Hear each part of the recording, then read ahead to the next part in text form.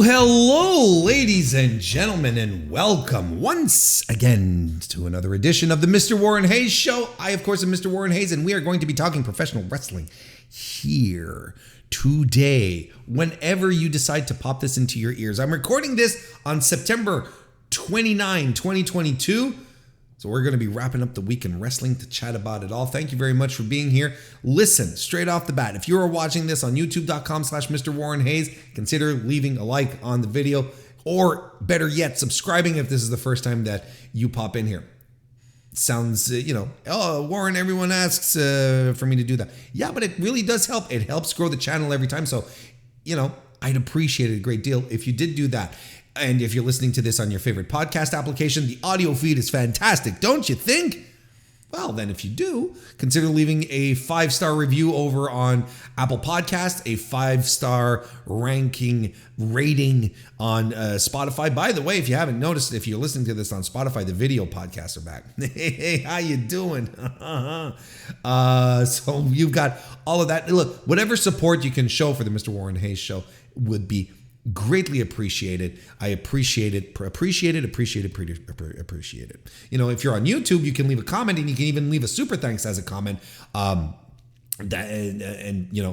Leave comments regardless. Super thanks, comments. I will respond to you. We'll have a good time. We'll chit chat. It's always a good time. I'd love to hear what you think about what's going on in pro wrestling these days, because as per usual, there's a lot of kooky, wacky stuff that I will be talking about tonight as well. Going to be talking about, of course, all of the events that happened on AEW Dynamite earlier this week, especially regarding all, the Saraya thing.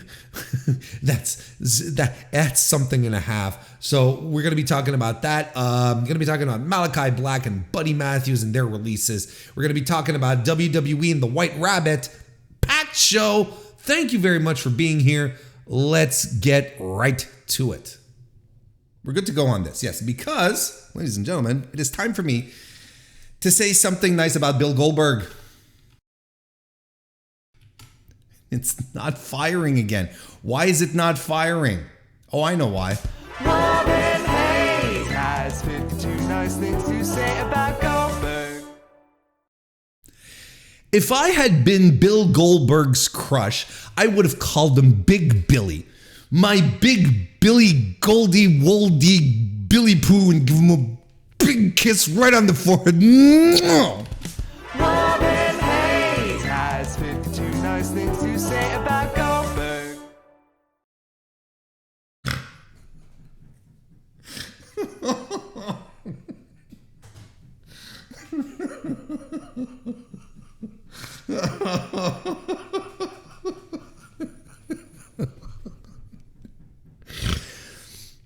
I thought this bit would be such a good idea for the whole year. You know what I mean? Like, I really thought this would be like the best idea. Don't stay pretty Kyle of the Apron Bump podcast. Oh, Jesus Christ. Oh, is it going to be one of those? I think it's going to turn out to be one of those, which I'm fine with. I prefer it's one of those than anything else. Weekly wrestling inspection.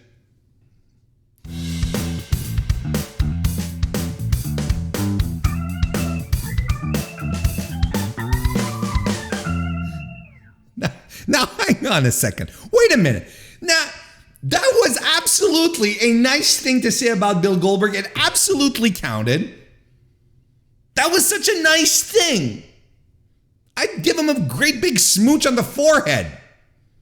No, this one absolutely counts. Y'all have been riding me really hard recently with the 52 nice things, and keeping track. You've got like your fucking your abacuses all set up in the back, and you're like you're counting every one I make, and then it's like, oh no, that's not very nice. Oh, no, come on now.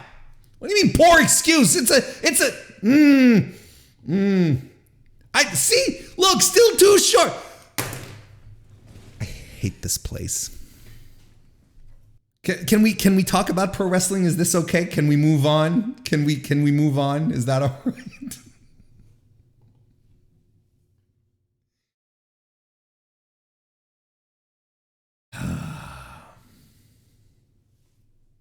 Let's talk about AEW Dynamite. Let's start with that tonight. Last night's Dynamite, which, hey, you want to talk about a Dynamite chock full of controversy and hot takes and opinions. This is going to be a textbook one. This is going to be one to remember on that front for Dynamites that have divided people, really. Because I've heard it all. When I say heard, I've read it all on on Twitter, and then at some point I was like, look, I can't take this. This is just too much, and a lot of stuff. Look here, okay, I've talked about this before, and I think that there's a good point to make here. Hot take culture. This idea that you have to jump onto something and give your instant opinion about something, like straight off the bat, it's like boom, like every single time on everything, is something that it's eliminating the possibility to have like real discourse on stuff. It really does. Because there was so much of that going on. It was impossible to be like, well, let's have some leveraged thoughts on this because everything. And in all fairness here, or I don't know if it's fairness or what's the word I'm looking for, with a level of self-awareness that I talk about this, I've been guilty of the hot takes. Excuse me, and contributing to that as well. Jumping on stuff and going, and being, outraged or angry or surprised and just like, well, this sucks because this, and that,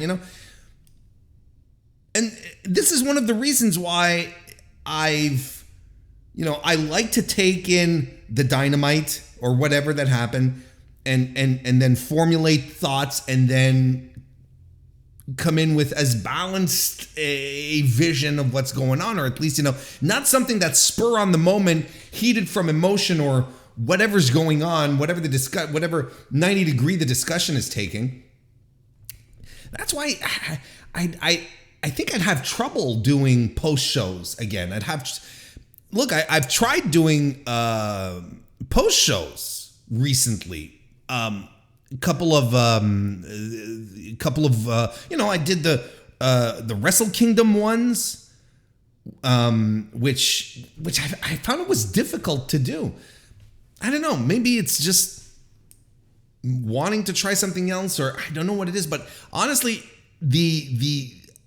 I think the more we instant react, the less we take in what's happening, what's going on, and just like trying to get a clear vision, a clearer vision, more balanced vision of what's going on. Because here's the thing: is like I ended Dynamite last night, and I was like, you know what? I enjoyed this, and I still have that feeling. But today is a lot more, thinking about it, getting my notes together, putting it all together. I'm like, when I'm trying to formulate what we're going to talk about, I'm like, you know what? Maybe I didn't like it as much as I thought I did. Because the first hour of Dynamite last night just flew by, right? It was just like, phew. Next thing you know, it's 9:00 and you're like, whoa, where'd this first hour go? Usually that's a sign for me that I'm like, this was very, very good, right? And there were things that were really outstanding. Things not as much, but per usual, we're going to focus on, when I say we, I mean, the internet in general, will focus on nonsense instead of focusing on the really good stuff and the things that are really, truly meaningful.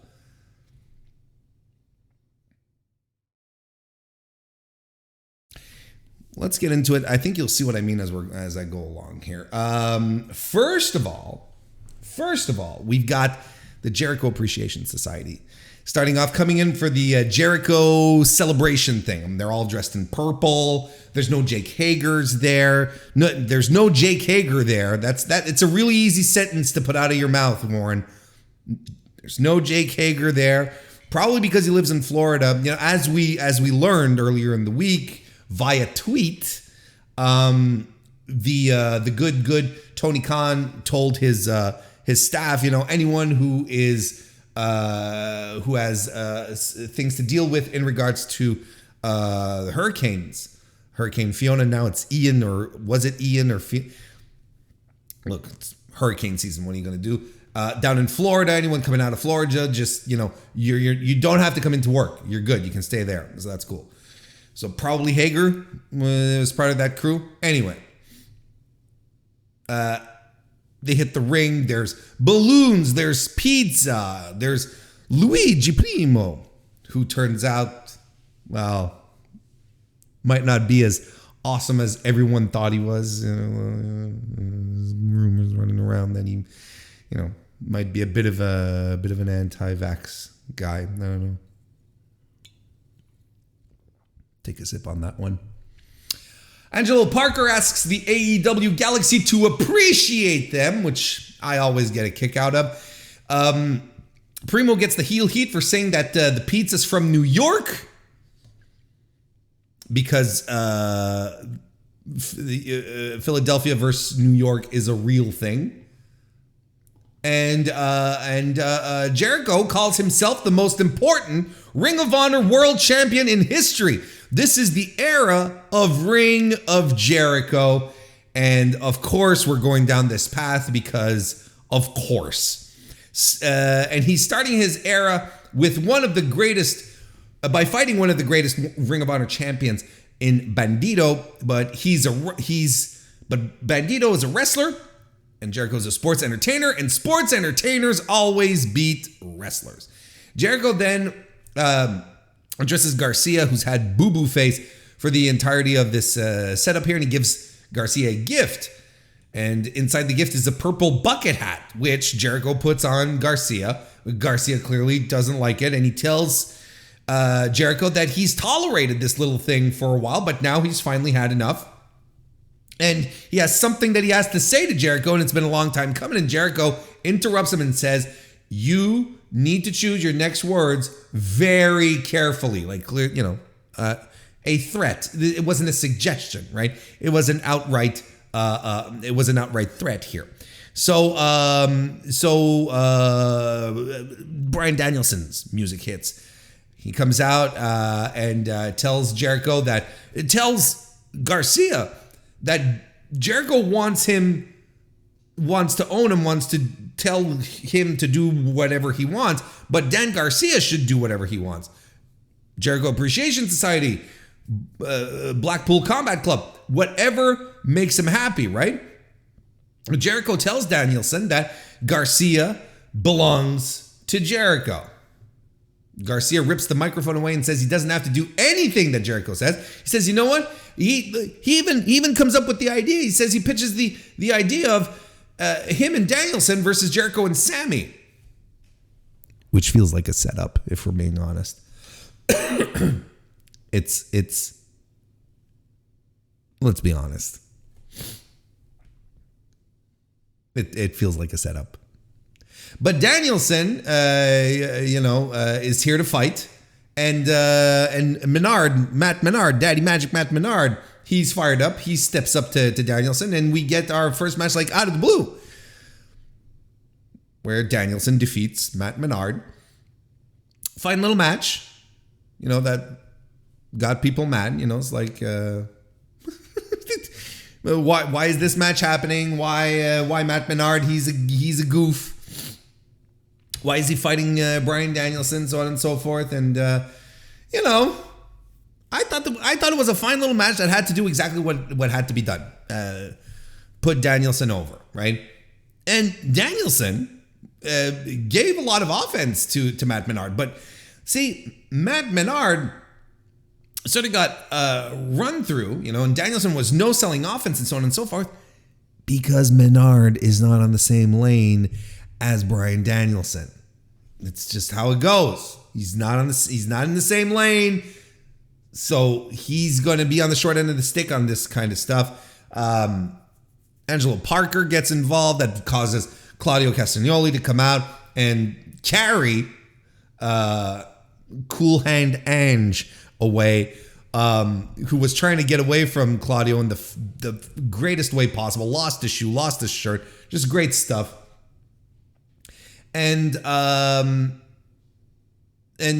yeah, so Danielson wins. Is fine. Adds a little to this angle here that they have going. And you know what? I like this because all of this was unexpected, right? All of it, look, I'm on record, and I've said it multiple times. I am not a fan of AEW Dynamite starting off with a talking segment because I come in to watch wrestling. So if you have something really important, it should start off the show, but it has to be really important. Here, I'm sort of looking at it and I'm like, it was fun, though. I thought it was entertaining. It was well put together. And Danielson coming out and asking, look, let's fight right now. Broke the usual mold of AEW, right? Where it's like you have the promo segment that immediately leads into a match, a surprise match. That's not something you see every day. But Warren, yes. Isn't that what WWE do? They start a promo segment and then it's move into, we're starting a match right now, and don't you hate that? Yes, this is true. I hate it, mostly because they do it every week on every show. Look, they've run it into the ground so much. I'm to a point where I'm like, give me something different, which is one of the reasons why I turned to AEW. And when they start with a hot match, I'm like, good. This is what I need. This is good to me. They started off with sports entertainers doing sports entertainment things. Like the entire segment was very raw. A championship celebration with balloons and a carpet in the ring and food. The only thing that was missing from making this a complete sports entertainment / WWE pastiche was there wasn't any food fight. That's all that was missing. They didn't start throwing pizza at each other. They didn't try to smother pepperoni and cheese slices down each other's pants or whatnot.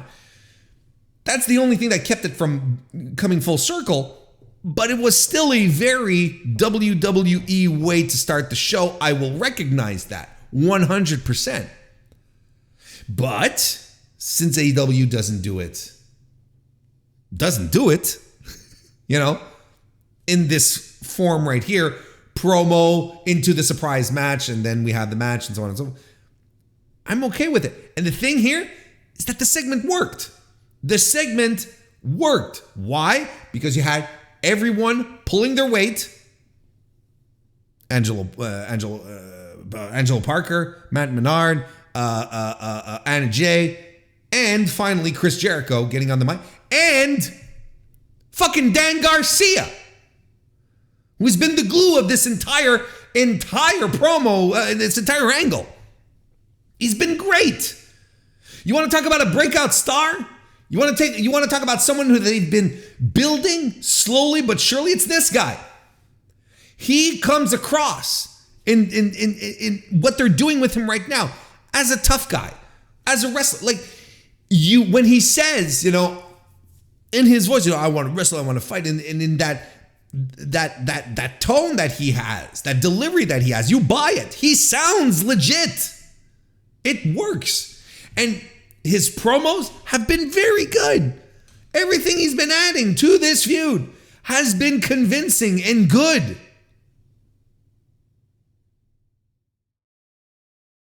If it happens at the start of every show, every week, then it stops being fun. And you know what? On top of that, because if you do it every week, you're going to do it with people who will not be able to carry the segment as well as all these people did. particularly Chris Jericho, particularly Daniel Garcia, who all played the roles perfectly. The execution was wonderful.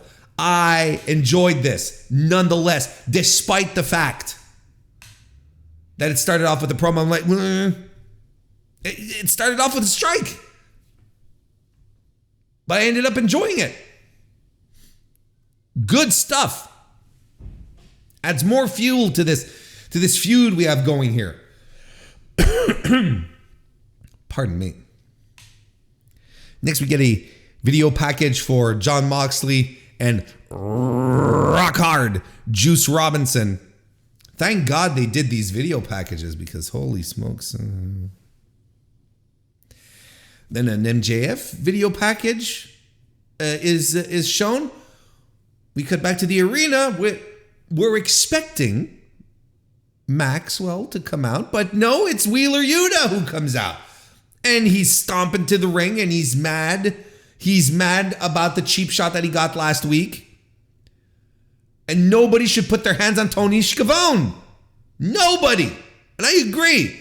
That was some legitimate heel heat right there that MJF got when he started shoving Tony Schiavone around. What are you talking about?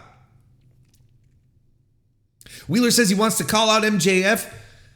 But MJF, he's going to want to come out here and do all of his heel shtick. So he runs down all the stuff that MJF is going to say to the audience. All the cheap heat, including, saying the Phillies are losing. And honestly, this was the clunkiest part of his promo, where he was trying to, make a list of everything that MJF says bad to get people to boo him. Right? MJF does come out, though. He makes fun of Tony, calls him a fat old prick and a coward. He gives you the props, right? He says that they've wrestled. They came up around the same time in wrestling, and they've wrestled each other up and down North America, and he can admit that Yuta is one of the best in the world. Then he has this absolutely brilliant segue where he says, you Yuta last week going toe-to-toe with Daddy on the microphone. He compares it to Joe Frazier, who's dead, who's also from Philadelphia. And by the way, your local sports team stinks. I loved it. I thought this was very, very good. So Wheeler says he's going to leave Max in a pool of blood on Broad Street, which got a huge reaction from the audience. Just perfect delivery, perfect execution. He goes after MJF, who gets flanked by the Gun Club. And MJF is like, do you guys want you know what he usually does. Do you guys want me to fight Wheeler Yuta right here, right now? Well, it's not going to happen, of course. He sets up a match in DC next week, though. And that's how everything sort of closes down, with MJF not giving his catchphrase to the people in Philadelphia, instead letting the Guns deliver it.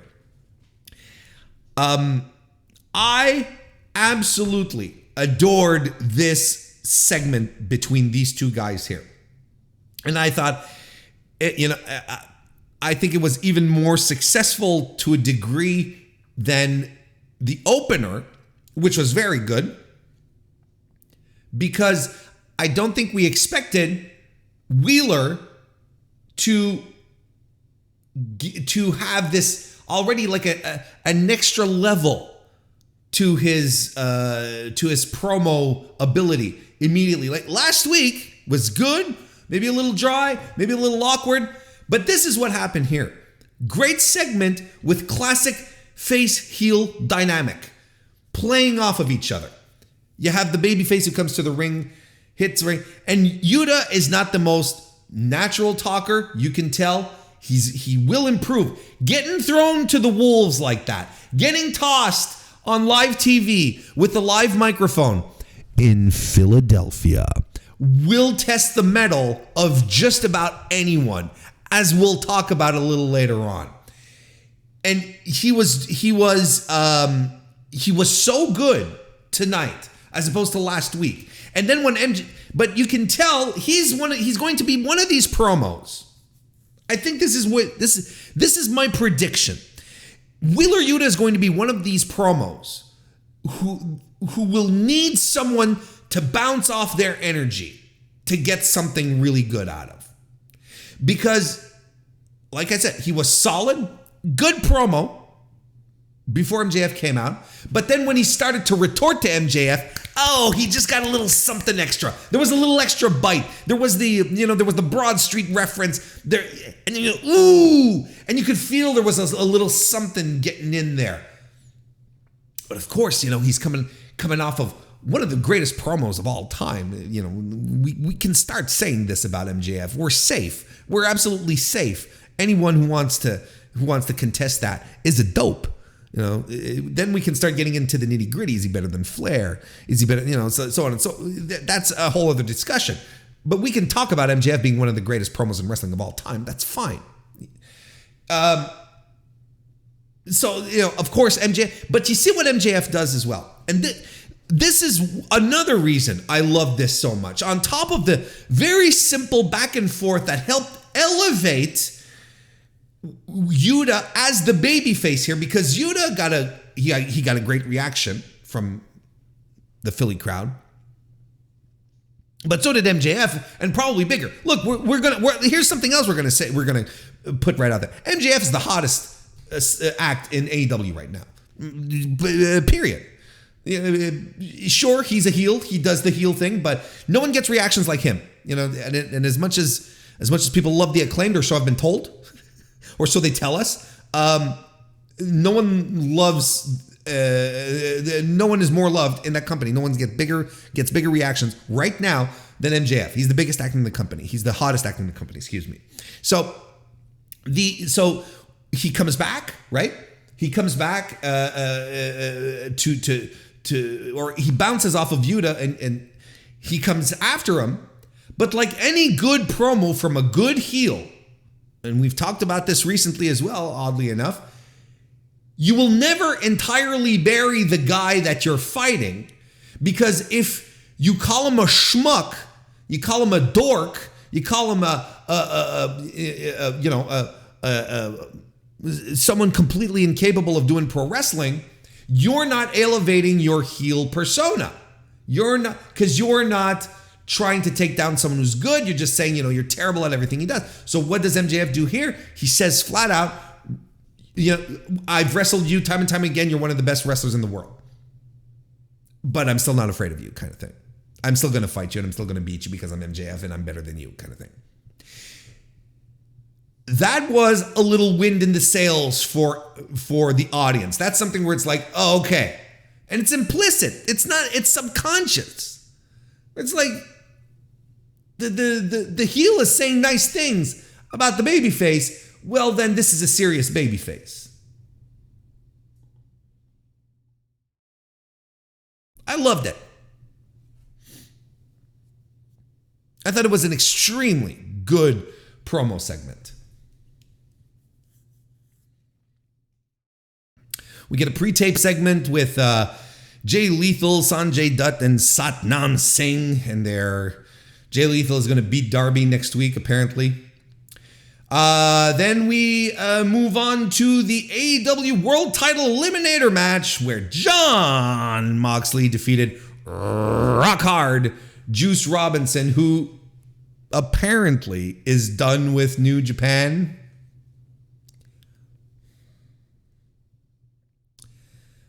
Here's the thing, is that from this point on, no one is ever going to believe Juice Robinson for anything ever again. That guy's toast. He's done. Nothing. You're not sitting around looking at a Juice Robinson report now and going, oh, he's done with New Japan. This is the guy that in June was telling us he was retiring. And in July, he's in the fucking G1. And he's joining Bullet Club before that. What am I talking about?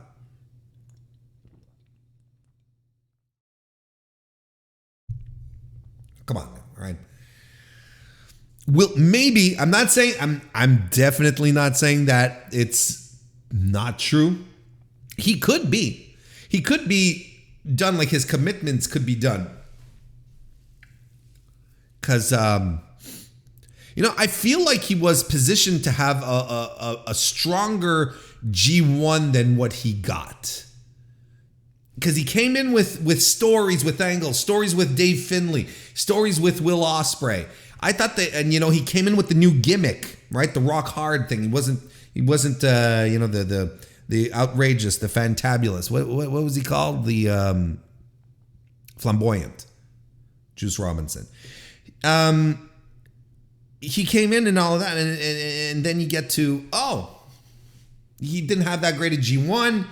He hasn't been much of a presence either since he's shown up for Bullet Club stuff, but look, all I'm saying is maybe, but as it stands right now,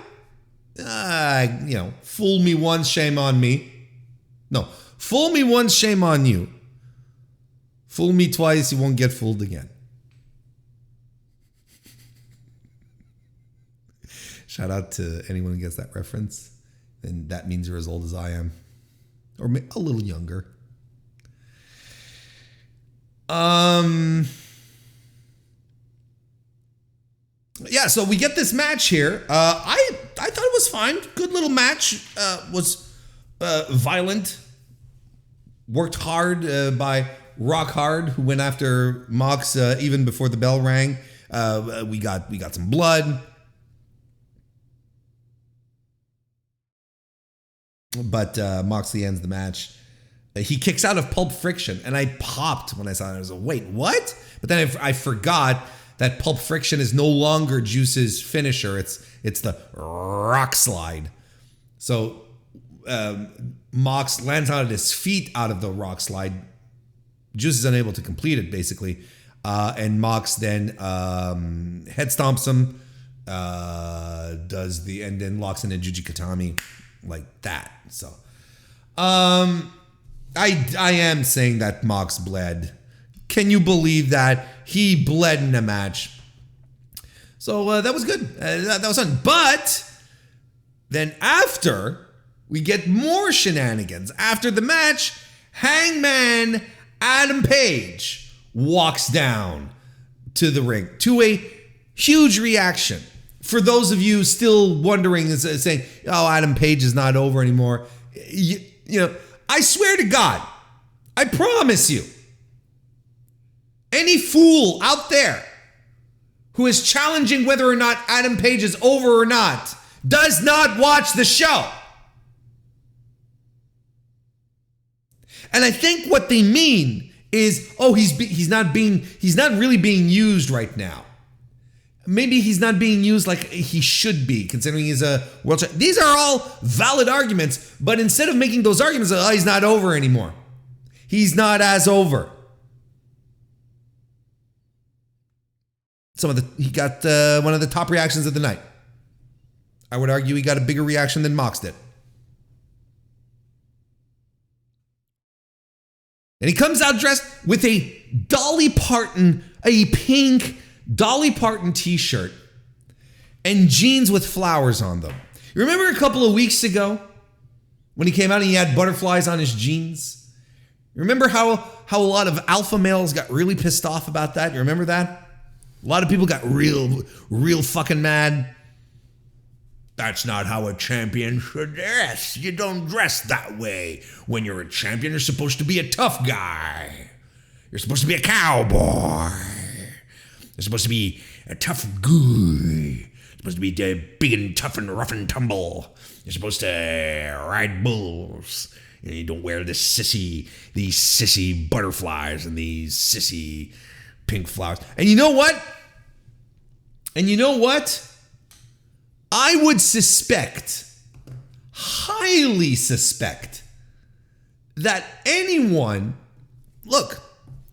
highly suspect, that people who had that opinion would be the same type of people who were like, you know what? People used to lose their shit over Shawn Michaels, over his Heartbreak Kid gear back in the 90s. Because they thought maybe it was a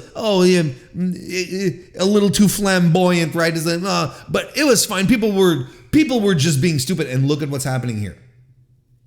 You're going to be, you know what, the Heartbreak Kid gear, I can handle it. A guy with flowers on his jeans, I can't. Or butterflies. So kudos to Adam Page coming out with a fucking awesome pink Dolly Parton t-shirt and pink flowers on his jeans just to keep the people mad. Kudos.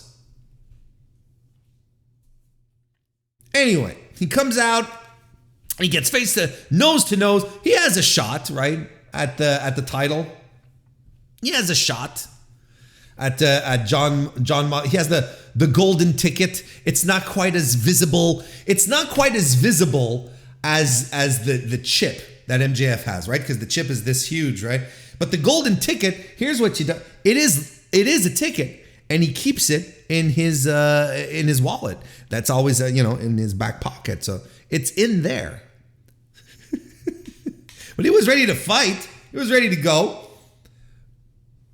Just before any types of sparks can start flying with Page and Moxley, MJF gets on the microphone. He's in a skybox. And, he said, he's very, very mad because no one's paying attention to poor old Max. And he says he might just come in and cash in his chip to become the new AEW World Champion. I don't like this cashing in thing. I'm saying it frankly right now to everyone. Like this is a little too money in the bank for me, and I don't like it. There, it's out of the way. But as he's cutting his promo for opening the skybox, Wheeler Yuta sneaks up behind him, and he just goes for it. They start throwing punches. And Yuta has him completely overwhelmed. Security comes in, and Yuta starts attacking security so that he can go after MJF, and he throws him down into the seats, into the audience in front of just fucking. All of this ruled. This was hot. Everything, like, just perfect momentum from Page coming out to heading up to Max, then Yuta coming in. It's just like, and you know what? It felt like old AEW angles, and it's crazy that we're talking about this, but this reminded me of Omega and Mox, and they attacked each other, with the glass table and whatnot. This is what it feels like. I loved this. I thought it was great. I want more of this. I want these throwback kind of angles here. Because it did remind me of a flavor that AEW has, and that it's crucial. So look, red hot. Let's keep this going. We get a video package for Chris Jericho and his challenger for the Ring of Honor title, Bandito. Oh, it's a good thing we got Bandito It's a good thing we got him some video packages, right? You know what I'm saying? And this leads us to the Saraya segment. So, I've told myself that I would not break down the entire everything that was said, everything that happened in the segment itself, because there's just so much that happened. There's really so much that happened that there's no point. And look, if you've listened to your favorite post-show people, if you've read anything from your favorite websites today, you watched the show, maybe, you know everything that went down. I'm going to approach this in maybe a different way, because what I want to do is try to give some sort of overall perception of what happened and try and pull out some good out of a segment that I realize was not great, but that I ended up liking nonetheless. There's a lot of meat on it. And you know what? I'm going to do this And I apologize for those of you listening on your favorite podcast application right now, but I'm going to do this using visual aids here, a pros and cons board that I put together here. And I think that because there's a lot of elements to break apart here. Okay? There's a lot of elements to sort of take apart here, and I want us to get like the best possible visual representation of what happened exactly. So let's start. Look, we'll start with this first note here. I'm going to put these in pros and cons sections. You know how pros and cons work. I don't have to explain this. First of all, the fact that the women were featured at the start of the second hour, not in the dregs of quarter hour 7, is a pro. That is absolutely a good thing. That means that Saraya coming out at the top of an hour, which is always a crucial moment when it comes to ratings, because you're basically grabbing your audience for the rest of your show when you're on a 2-hour program like that. That you grab on your audience for the rest of the show. So you need to come out with something that's going to pique their interest and make sure that they stay. And the fact that Tony decided to go with Saraya here proves that he has big plans for her, that he has a lot of faith in her. And the fact that we had a full women's segment that was approximately 30 minutes is absolutely a pro. What is everyone's main criticism of AEW in regards to their women's division? The women don't get time. They're relegated to 1 quarter hour a show. And that's that.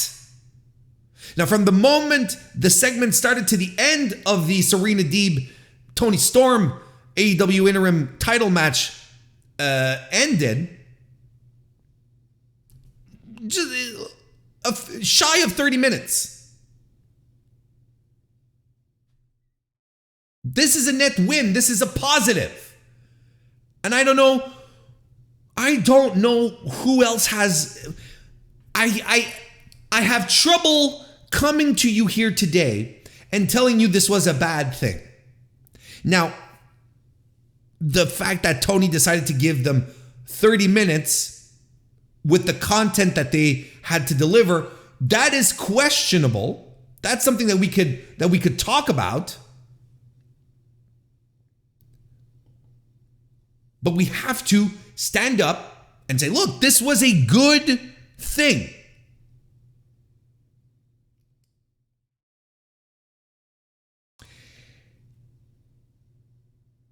Bringing out the entire women's locker room, to me, is absolutely a con as well. Look, we've seen these things multiple times, right? Where in WWE, where they bring out the entire locker room for a bit, for something, for a stick, and it's always kind of awkward, kind of weird, because it's not the entire locker room that's there. That's why I put entire in quotation marks here, because it's not the whole locker room that is joining us for these proceedings. Absolutely not. The fact that because anytime this happens, you inevitably have questions as to why is X not there, why is Z not there, and so on and so. There were people glaringly missing from the situation. Where was Jade Cargill? Is a very good question to pull out, right? Where was Jade in this? Well, maybe you don't want Jade to come out as a supporting act here. You want her to keep her heat, her prestige. So you're already keeping her away, and if you keep her away, well, you're keeping the baddies away. So there's a couple of other women who aren't coming out, right? And the women who do come out,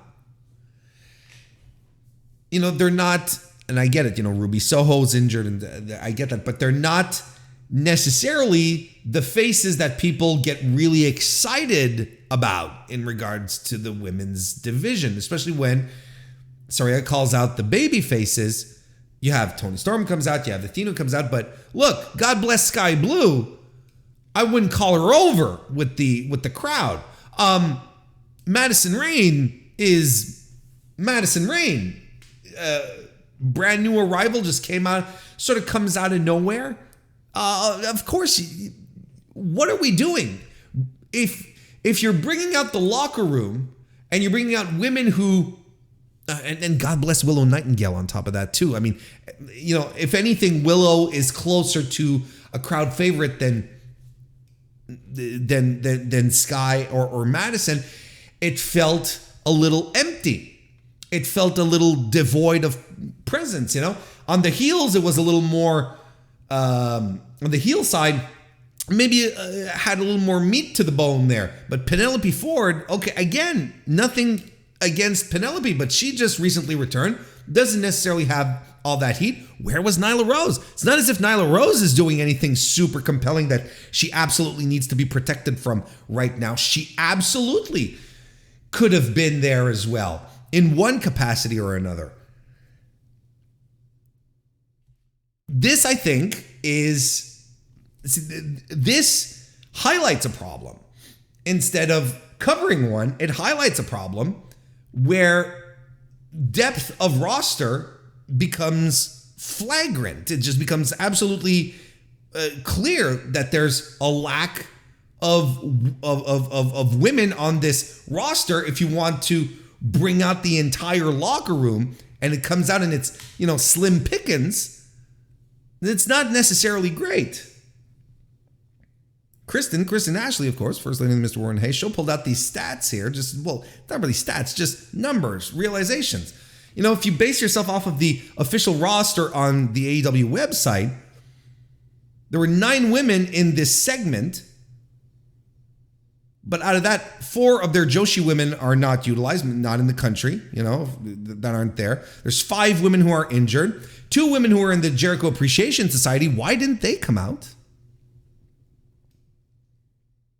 And one is a brand coordinator, of course, Leva Bates. And 6 women are missing in action for multiple reasons. Maybe, because of the travel situation, or Thunder Rosa, who's, nursing an injury, so on and so forth. Chris Statlander, Ruby Soho. It's like, I think the timing of doing this was a little strange because it did not show the women on its best day, the women's division on its best day. It felt very slim. Now you can argue, as to why this happened. Why was this the situation? Well, I would argue that if there had been more care put in the women's division up until this point by one Tony Khan, we probably would have got a little more excited at the amount of women out there. We probably would have got a lot more excited looking at the stars coming out and being like, oh, it's all of these that we all care about on different levels. But there were people there that were just fodder.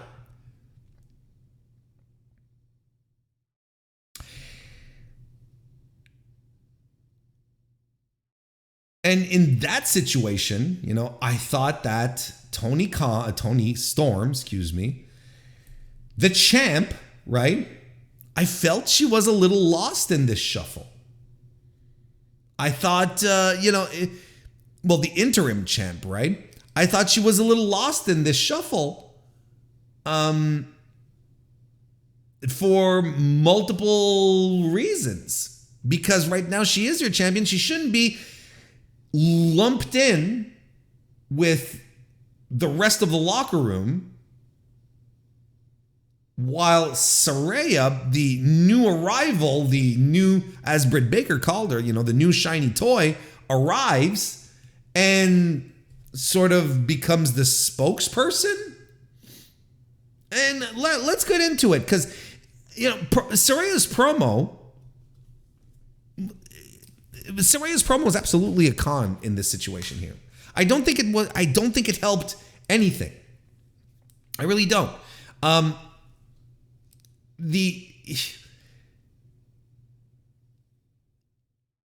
Look, she said it herself today, right?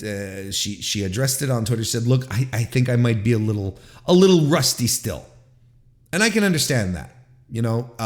She's been away from live crowds for a while now. At this point, right? She hasn't been around any live situation. She's just been doing the Twitch thing where conversing online is extremely different than standing in front of a full arena and being captivating, I guess. So she ends up coming off maybe a little nervous, a little disjointed. Maybe she's used to being a little more heavily scripted than this. Isn't necessarily used to having as much leeway probably as they give in AEW to promos. So what she ended up delivering wasn't entirely great, and for multiple reasons. But I think the thing that I can look past her being a little nervous, a little on edge, being in front of a live crowd again. I can get beyond that, but only to a degree where she's standing there and she's introducing these women, introducing like Toni Storm to us. Let's get to know these women, but we know who they are. You know what I mean? Like we know who these women are because we've been watching for months at this point. We don't need Saraya coming from WWE, coming down to it kind of felt like she was coming down to the minor leagues and saying, "Look, I'm bringing my star power here.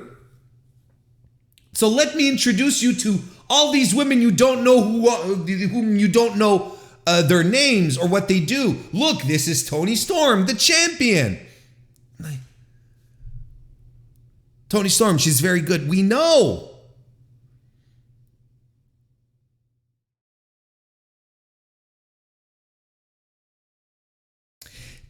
And that's what stuck in my craw most out of everything that happened, despite how messy all of this segment turned out to be.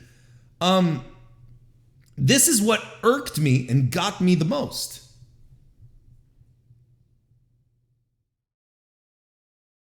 Am I off base? Because I've been trying to put my finger on it, and ultimately that's what it is. It's a little condescending to a degree. And if this was Tony's directions, right, to just come out and say, hey, go out there and tell us what you think of the women, and she really didn't go over anyone outside of Toni Storm.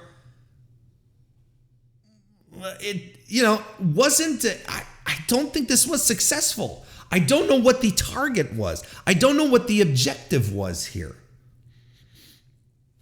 Did they give this promo too much time? Which is also something that you could consider too. Was there too much time given to this promo? Look, we know AEW was running on a smaller crew. A lot of people were told to stay home because of the hurricane. If they were coming from Florida or had interest in Florida or whatever, Tony was like, "That's fine." So they weren't working with a full house. Were they trying to fill up some time here?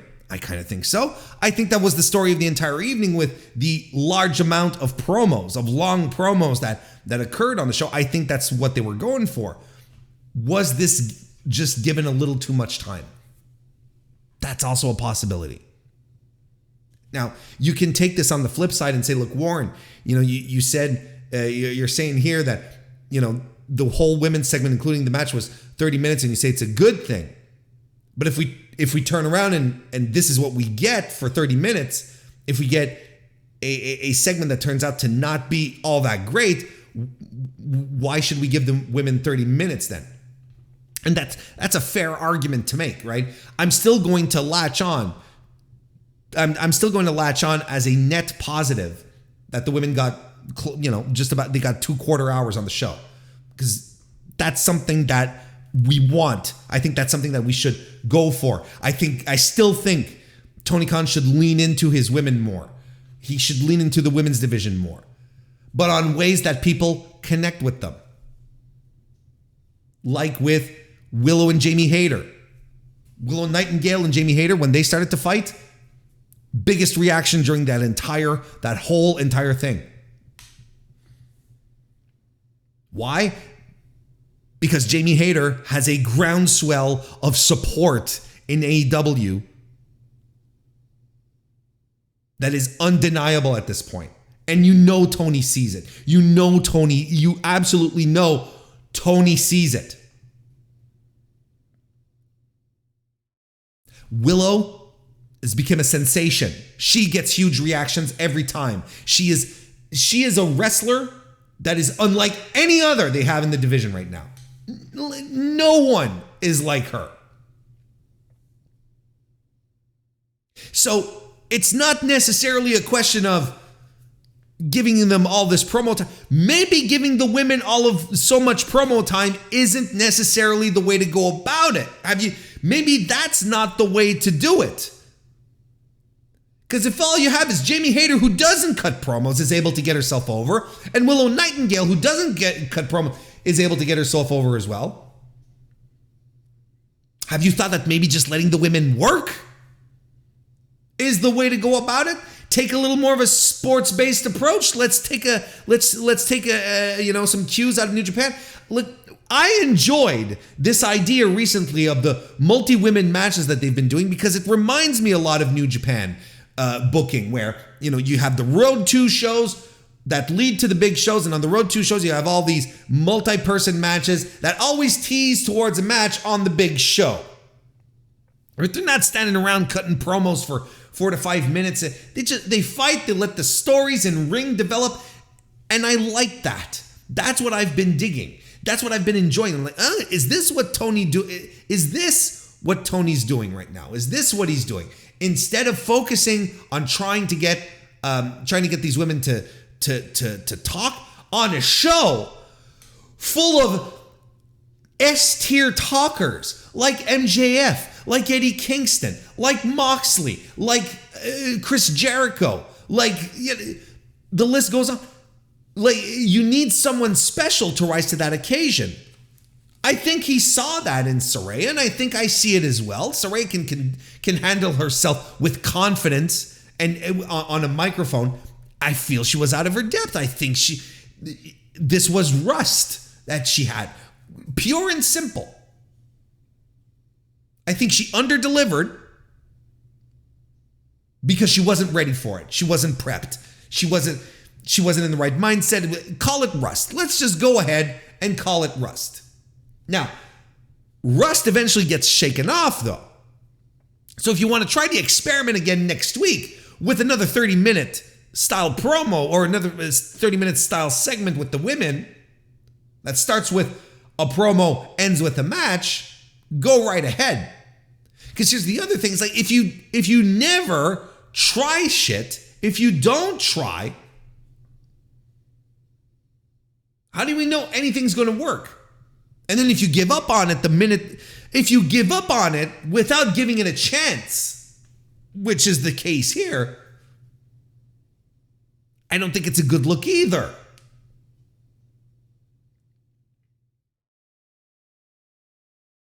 Let's continue with these with the stickies that were here. Saraya's promo, as much as I didn't care for it much, I like the idea of her saying, I am the revolution. It was maybe a little empty because we're going to bring changes. And I know, look, here's the thing, is that I know that a lot of people are like, look, if you don't like don't talk about your weaknesses on TV, right? Which to a degree makes sense. If a talent comes out, Saraya in this case, and says, look, we've been fucking up. We're going to do changes. We're going to do a revolution, right? We're going to change things here. You're implicitly admitting that what you've been doing was not good. But everyone agrees that what you've been doing is not good. So there's no real secret. What is the opposite? What's the difference? What is the only other possibility you can do? Never talk about it? Sure. But I would much prefer any form of mea culpa on TV than digging my head in the sand pretending it never worked. Now, of course, what a situation like this does when Paige comes out and says, I am the revolution. You know what she means. You know exactly what she's talking about. We're going back to the Divas era. We know exactly what she's talking about. But what she does here, when she says, I'm bringing changes, I am the revolution, what does that create? An expectation. And maybe this is something that our boy Tone could have done without for himself. Because now we have a measuring stick. We have something to move forward on. Just like when Brandy said in the lead up to AEW that AEW was going to have the greatest women's division in the world. Well, they may have some of the greatest talent right now.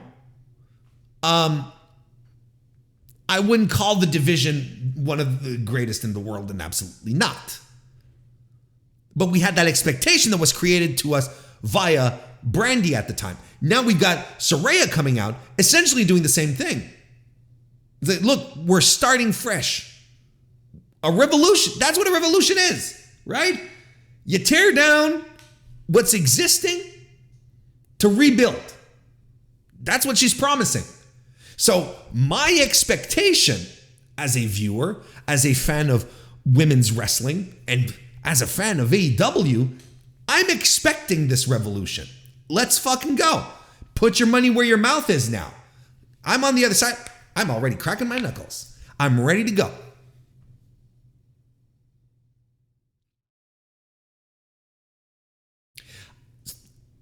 I still like that she did that because clearly, like, we understand. I think it's still a pro in this situation because we understand why she was brought in. We assume this is why she was brought in, but now it's clear. It's clear as crystal.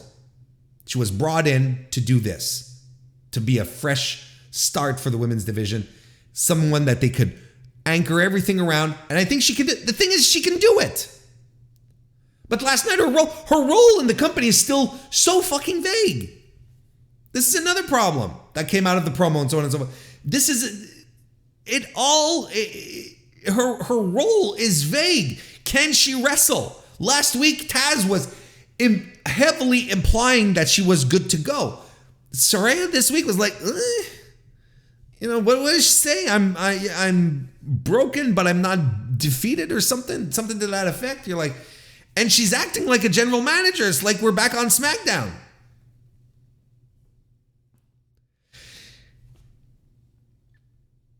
So there's just enough. You know what? I've talked myself into putting I Am the Revolution between a pro and a con. Can I do that? Yes, I can, because it's my show. It's no longer exclusively a pro. I think there's too much vagueness. It's just a little too vague right now. But it's not an outright con either.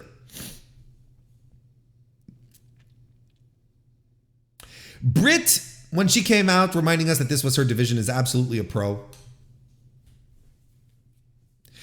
I mean, Britt is the only comfortable women on the mic that they had, like, that is absolutely 100% comfortable cutting promos. She's the only other one. So, of course, she has to be the face of the opposition to Saraya here, which makes sense. And reminding everyone that this was her division, I thought that was good. And to a degree, you can be like, yeah, who does this Saraya woman think she is? Coming in here, doing this stuff.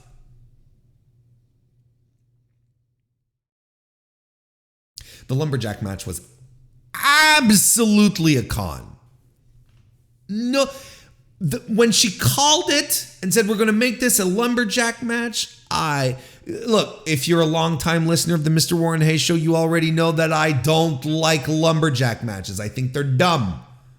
I don't think anything good ever comes out of a lumberjack match. What is the last time you really, really enjoyed a lumberjack match? You're like, this is one of the greatest things I've ever seen. They always and mostly end up being weird clusterfucks where no one follows the rules and we get a shit finish.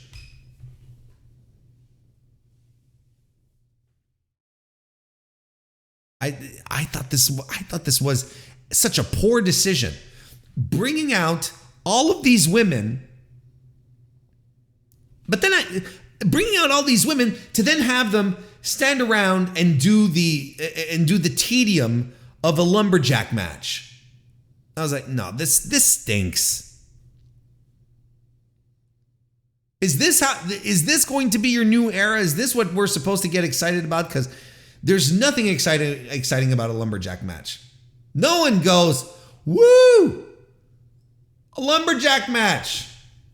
So to a degree, I'm still wondering, is Tony Khan just doing this to sabotage them? Is this his thing? That we're just gonna flip this around and go like, yeah, lumberjack match.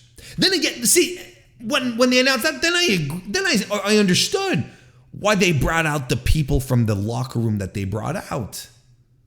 Because of course you don't want Jade Cargill doing the fucking lumberjack shit. That's beneath her. You know? You don't want that. Then I sort of get it. Well, you know, because you want the C team out here. You want the people from Dark. That's what you want.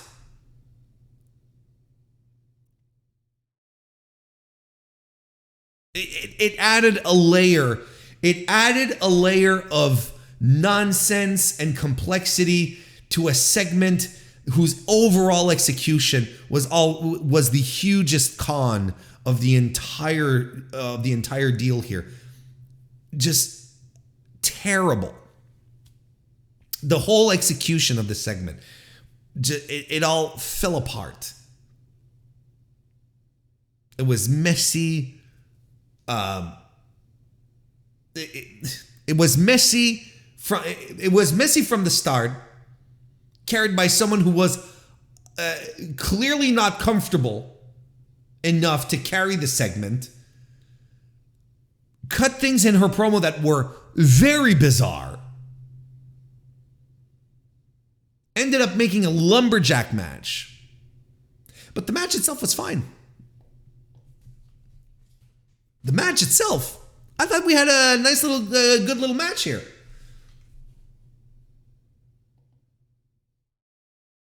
Had a nice little match here. But I'll tell you, I'm going to go to the chat here. Chat, I want you to tell me if you remember the finish to the match.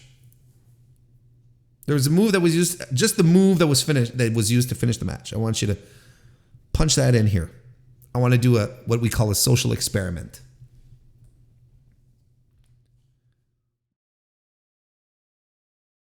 Does anyone remember what the finish was to this match?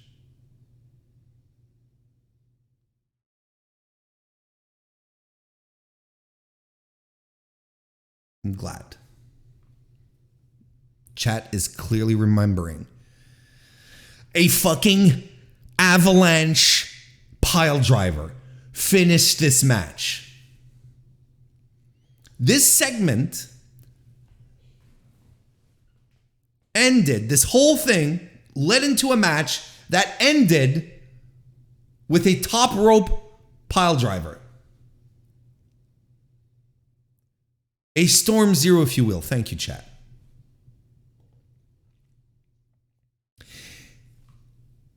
And if you go back and you watch it, the unfortunate thing, the thing that breaks your heart here, is that the audience barely even reacted for it. That's how confusing, deflating this whole situation was. And I'm like, Toni Storm is taking Serena Deeb to the top rope, and Serena Deeb says, yeah, let's do it. Pile driver off the top rope. And we're not talking about it. Instead, we're talking about why this segment didn't work.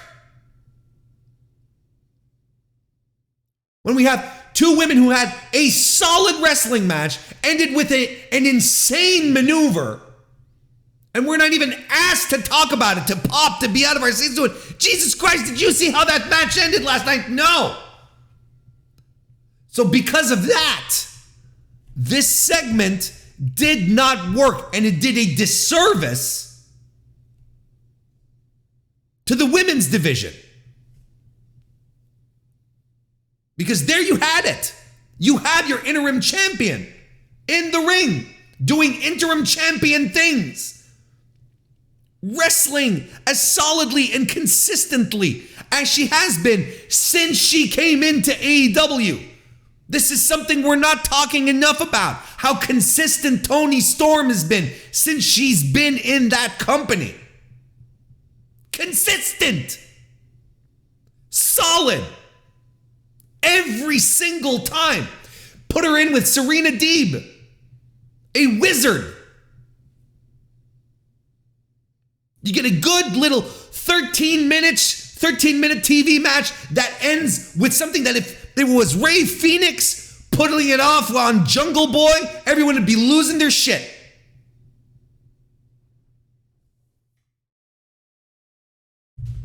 This is where we're at now. How is this women's division going to win? Because I don't have the answer right now. Now again, we know there are factors that probably weighed into creating the situation that maybe Saraya wasn't ready for, that the women's division wasn't ready for. Look, I don't know. But the more things are going on, the more things are happening right now for this women's division. Less talk, more wrestling. Because the women that are getting themselves over in this division, Jamie Hayter, Willow Nightingale, no promo time. And they're getting groundswells of support. We got to stop this. We got to stop insisting on giving them promo time. Having them cut these extraordinarily long segments and have them wrestle. AEW is the work rate company. It's the work rate crowd. It'll work. That's what's happening. The Acclaimed are interviewed backstage. They're with Kip. It's going to keep throwing people off until they realize. They tell Philadelphia, the champs are here. So on and so forth. Keith Lee arrives and he's like, oh, I rewatched the tape and, Kip, you attacked Swerve. What's going on? Kind of thing. And look, we have unfinished business here. But I'm going to tell you one thing. Do you want to think here's something that's weird. Why wasn't the Acclaimed let loose for a live promo in front of the crowd the week after winning the titles? Why didn't that happen? Maybe they were kept for Rampage, which is fine. You got to keep some pops for Rampage. I'm okay with that, but they better do that. Like when I get around to watching Rampage this week, I better see the Acclaimed coming to the ring, cutting a promo, and having Philadelphia go wild for him. Because having the Acclaimed come out after that segment would have been perfect, a perfect palate cleanser.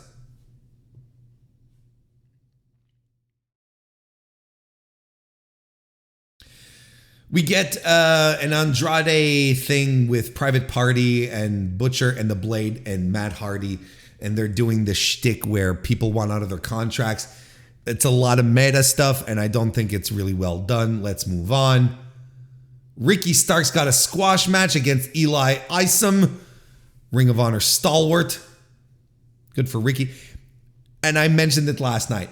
The way Ricky pinned Isom after how he jumped and just landed ass first on Isom's abdomen had to feel like shit to take. But I think Ricky Starks needs to start pinning people that way moving forward.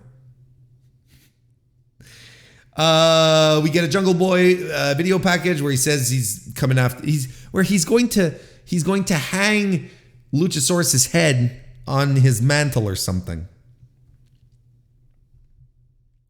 This is taking a turn. And finally, the main event where Chris Jericho defeated Bandito to retain the the Ring of Jericho World Championship, and in which Jericho, he said it before that he was ready to take, this is where he says it, right? At the end, where he says he's ready to take on every Ring of Honor champion that has ever existed. He's got, Samoa Joe works for this company. Careful what you wish for, pal. I enjoyed this match tremendously. I thought it was a lot of fun. Bandito doing a lot of Bandito-like things. Jericho being extremely generous to Bandito. Giving a lot. And bumping. This man is, look, here's the thing, and we're going to disassociate ourselves for a second here. Disassociate how we feel about Chris Jericho personally, his political views, so on and so forth. Vaccines, so on and so forth. There's more than enough reason for Chris Jericho to leave a bad taste in your mouth. But what's hard to argue against is how fantastic a year this dude is having. 51 years old, and he's bumping like a madman for this guy. And he's making Bandito look like a fucking superstar. One where people after are filling up my timeline going, put this guy on TV, give him a contract, so on and so forth. He's bleeding from behind his bandit mask.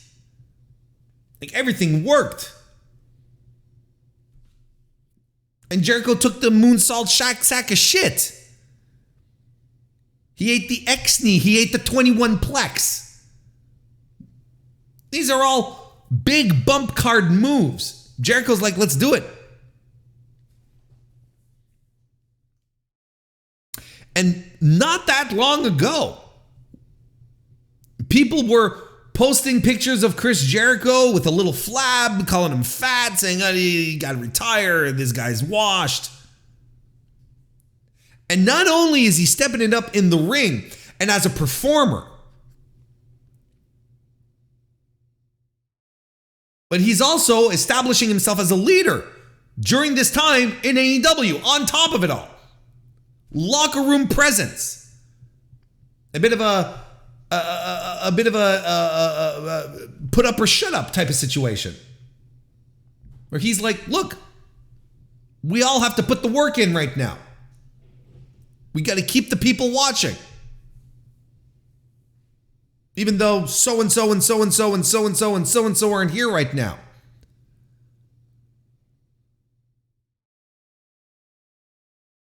Him, John Moxley, they're becoming these figureheads of the company, not just by their work ethic, what they do in the ring, the performances they put out,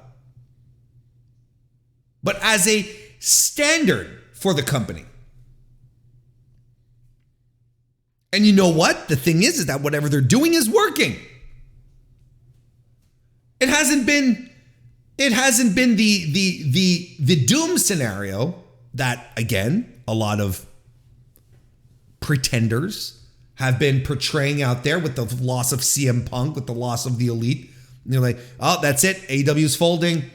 They're gonna lose half their audience, so on and so forth. Been holding up really, really good. Again, I'm not the top ratings guy. I don't do the, I'm not the guy you necessarily should turn to for ratings, profound ratings analysis. There was a drop. There was a drop in overall viewership and in the demo last night on cable. Came in number 9th overall on cable. You know what the other positions were taken up by? Hurricane coverage. I think there's only 2 networks, TBS and I can't remember what the other one was. Fox probably. Fox News Channel. Anyway, 2 networks. Only 2. That were not the Weather Network. Ended up in the top 10 on cable last night. TBS was there thanks to AEW Dynamite.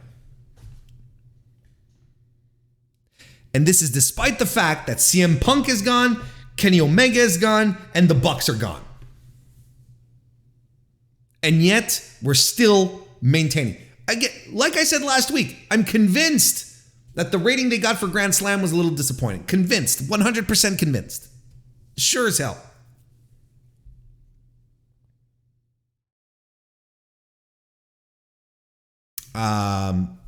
They were under 1 million last night. 944,000 overall.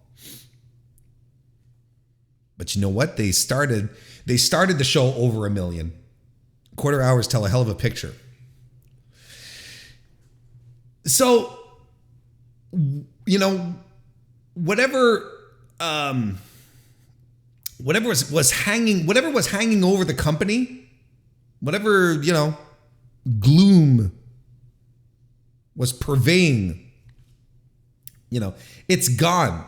It's gone because the vets stepped up, left their vacations behind, and came into work to make sure that the company stays afloat, to make sure that they're able to continue to deliver top tier programming, compelling programming that will get people to tune in. This is what we got. Hell of a year for Chris Jericho, and it's undeniable, incredible year. And it's doubly incredible in a gimmick where I would have expected him to use the sports entertainment gimmick as a crutch to not have to work as hard. But he's been working harder since he started in AEW. I'm convinced. I don't think he's worked this hard. Weird. Well, hey, that was the AEW Dynamite review recap, and so on and so forth. There were statements made last week that Malakai Black was taking a break, right? That had been put out. That it was reported. Then he put out a statement, and at All Out after the trios match, he took a bow and blew a kiss to the audience.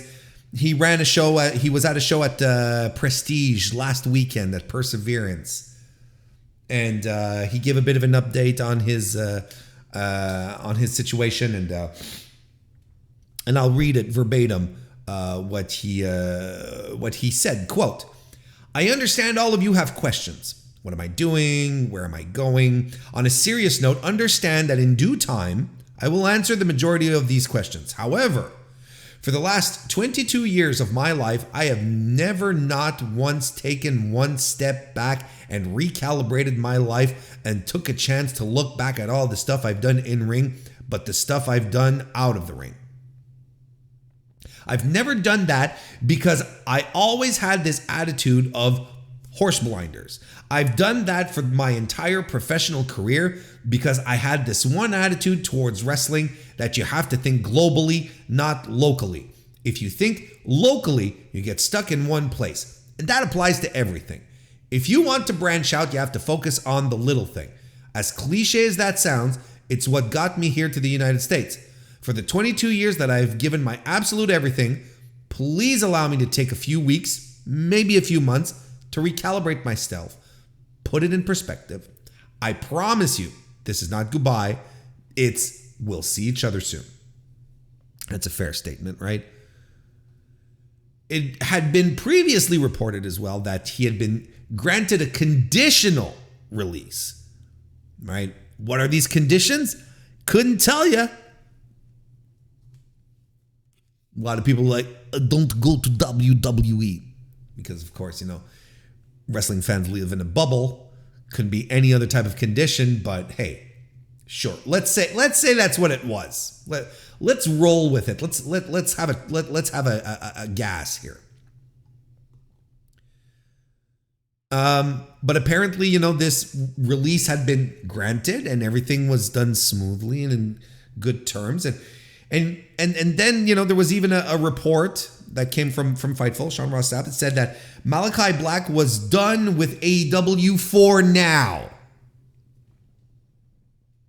Okay?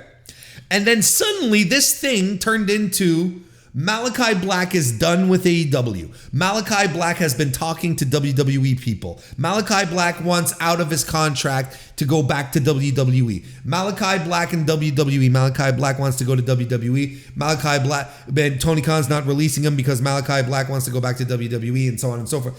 And it just turned into an absolute shit show where I'm like, I don't understand where people are gathering this information. Because a lot of these situations, I know a lot of people, a lot of folks like to blame the dirt sheets, as a lot of them like to say derogatorily. I like to say it lovingly. I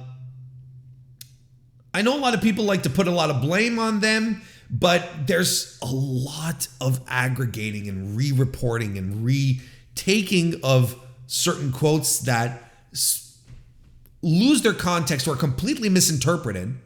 And then suddenly something that becomes done with AEW for now becomes Malakai Black is gone from AEW. Whereas the key words here, the key phrase here, folks, and I'm sure you've already picked up on it because you are smart individuals, since you are listeners of the Mr. Warren Hayes show, you already know that the for now phrase here pulls a lot of weight in this statement. It does not say that he is done. For now implies that there will be a return. That's the implication. That's the underlying theme here. Now, could it have been better worded? Perhaps Malakai Black will be taking a break from AEW? Sure. And that would have been a lot clearer for, the masses out there who can't read above a third grade level. But the fact here that this statement was put out, done with AEW for now, should have told everyone, anyone who's paying attention, who's taking time to read words, that the for now means we're going to circle back to AEW at some point. And this gets so much traction. So many people losing their minds over it. And I'll do it. And look, before Malakai went on Instagram Live to give his statement, which I'm going to read in a second here, but I had chatted in the Discord and I was like, I have thoughts on this. I have some very unpopular takes because I was ready to tear a bunch of stuff down, tear a bunch of people down, and especially say for a bunch of mid-carders, because Malakai, Buddy Murphy, and now Andrade, people get really bent out of shape for a bunch of mid-carders. And I say that lovingly. Look at what I'm wearing right now. I'm wearing a Malakai Black t-shirt. I love Malakai Black. But people sure lost their fucking minds. And they lost their minds with Buddy Murphy. Matthews. Excuse me. I can understand being supportive. I can understand saying, Malakai Black should be a top tier guy in AEW. I'm absolutely with you. He absolutely should have been a top tier guy in WWE, but Vince didn't know what the fuck to do with him, of course. Anyway, This got so out of control. Malakai Black gave this statement on Instagram Live. Quote, anyway, I will see you guys in a couple of weeks, maybe a couple of months. Like I said, I'm only taking some time off. That's it. Just taking some time off. There's no conspiracy to this. Just taking some time off. All right? I will see you guys soon. Take care of yourself. Stop believing any other narrative. Like right now, I've debunked it. There's nothing going on. Don't believe these people. Don't write opinions. Believe it. Nothing. I'm fine. I'm going to be fine. Everything is fine. You'll see me right back with AEW pretty soon. I'm just going to take some time. That's it. And guys, last thing before I leave, don't make me some instrument for this whole tribalism, us versus them thing, because I don't do that stuff. I don't do the whole team AEW versus team WWE. I don't play that. To me, this is a business. This is genuinely a business in the sense of the way it's a business. This is my job. This is what I do for a living. This is how I've made my living for the past 12, 13 years of my life. I've been in the business since the 2000s. Okay, thank you for those who have been supportive of me. Thank you for your nice messages. I've kept out a whole previous part as well, where he says he's getting death threats.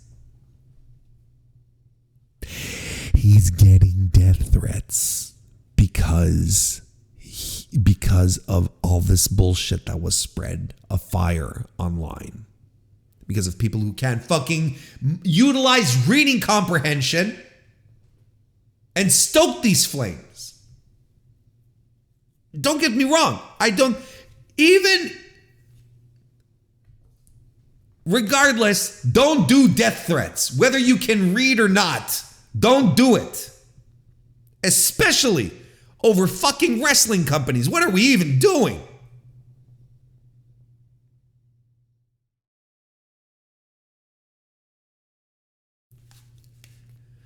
He said it right here. It couldn't be more plain speak. He's coming back to AEW. There's a lot of people who have egg on their face right now. Look, and you know what? That's the nature of things. But I wouldn't go as far as to put so much blame on that kind of reporting. They were fed really fucking bad information. Because look, there's still a part of me, despite the fact that I'm a Malakai Black fan, and I wish Malakai Black, Aleister Black, Tommy End, whichever way, all of them. I wish him peace. I hope he gets some. I hope he's able to recalibrate, like he says his words, as best he can. I really do. I sincerely do, because he is a wrestler I always enjoy seeing perform. Single-handedly, every time, captivates me. I love it. I love what he's able to do.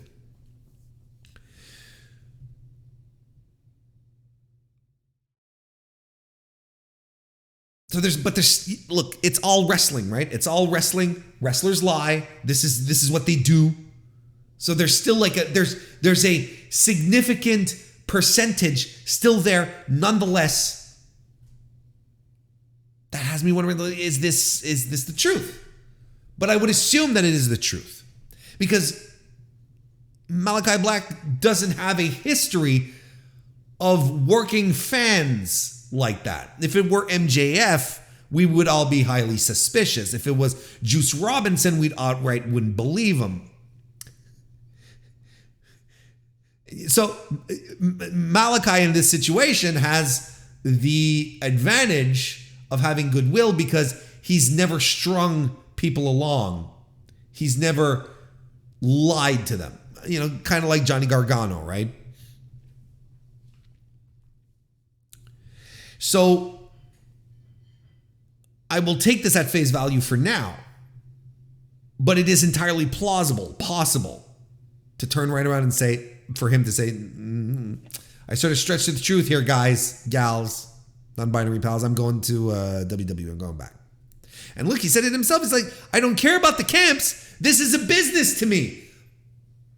This is a business. This is how I make my money. I'm going to go where I'm happy and I can make money. Again, saying this tribalism shit is shit.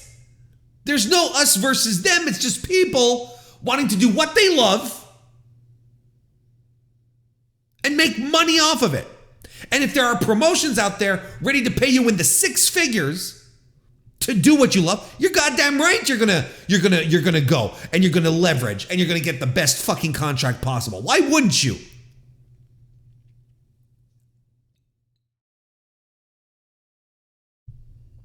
Wouldn't end there. Buddy Matthews then, he stated at a recent show, a Fight Life Pro Wrestling show, that he was going to take time off for himself. Kind of using the same verbiage as Malakai here, saying that he was going to recalibrate as well, right?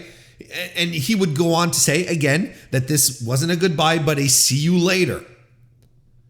Dave Meltzer reports that Matthews wanted out of his AEW contract. What does Matthews do? He posts a meme saying fake on that report.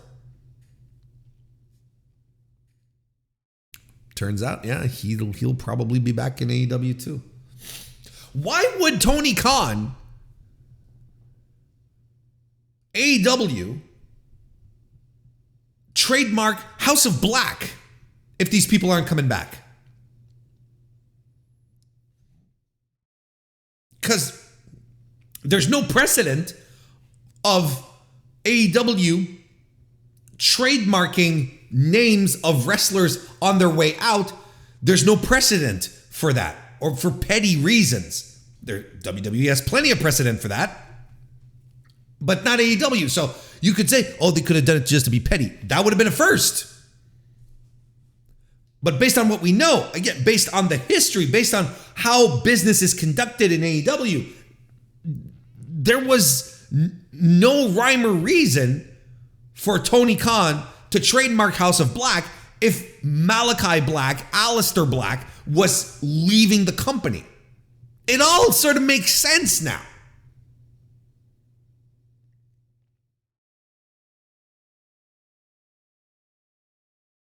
And then, of course, there was the whole thing with the White Rabbit this week and the lyrics to Aleister's theme song that just, you know. Again, these are wrestlers. Wrestlers lie. Okay? This is what they do. It's part of the package. So you really can't knock out anything, right? But we can also look back at the history of the wrestlers involved, such as Tommy End, and realize, look, he's never given us any reason to not believe him. He's never given us a reason to believe that he's been working. Same thing with Matthews. This is the first time for everything, don't get me wrong.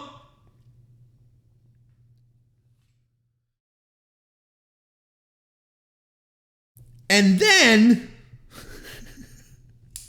as if all of this talk of releases isn't enough, really, we're wanting out of their contract, but turns out they don't want out of their contract. They're legitimately taking some time off. The verbiage has been insane. Honestly, whoever's feeding the news sites these days in AEW, like, everything is a mess right now. Everything is a mess. That hasn't been sorted out. But despite all of this, on top of all of this, and you've got Andrade throwing fits now online. He's back to using his old WWE tricks, where he posted an hourglass on Twitter, right? And now today he tweeted out the hashtag Free El Idolo as he sits in some kind of resort somewhere on close to the beach or whatever. Here we fucking go again, despite the fact that he was on Dynamite last night doing a gimmick where everyone wants out of their contracts. Yeah, I'm like, is this a gimmick or not? I don't know.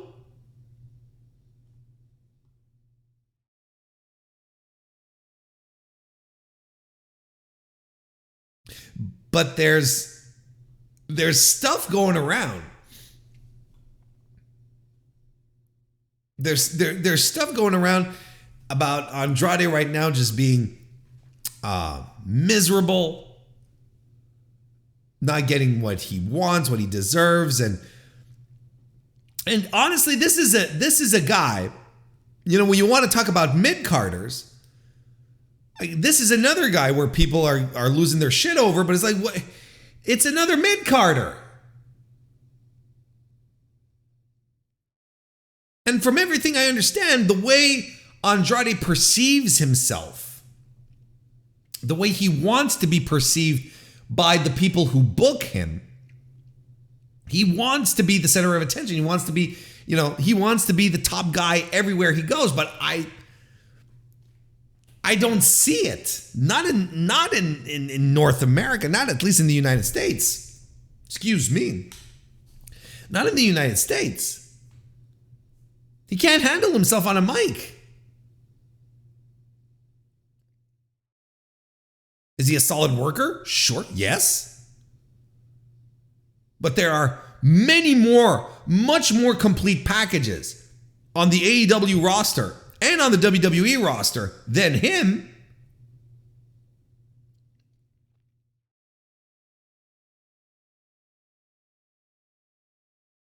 It's very, very, very odd to me.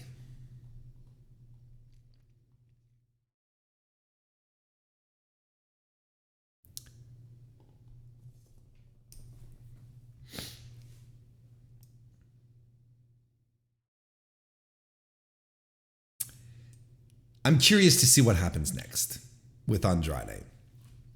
I wouldn't be surprised if he's paid to sit out the rest of his contract.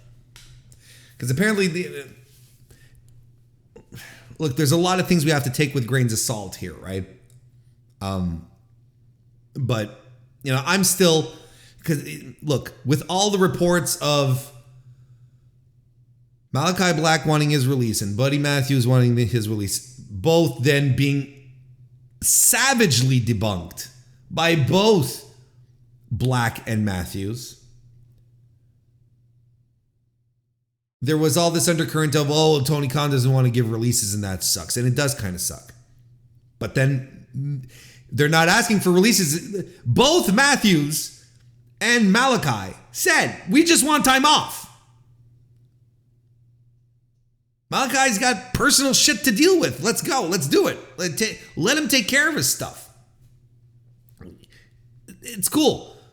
Malakai said it clearly. I'm coming back to AEW. Don't worry.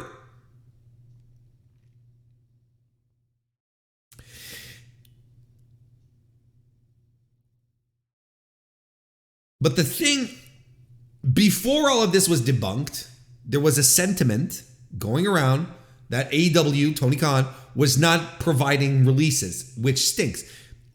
Because, and he was like, well, we'll just let the contracts roll out, right? But why would you, see, this is something that I never liked it when WWE did it.